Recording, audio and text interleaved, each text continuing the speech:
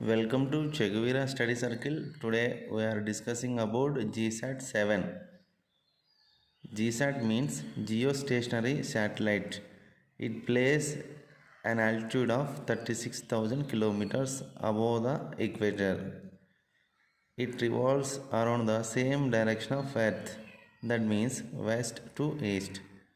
If we place three geostationary satellites over the equator, it covers entire the planet, each one separated by 120 degrees.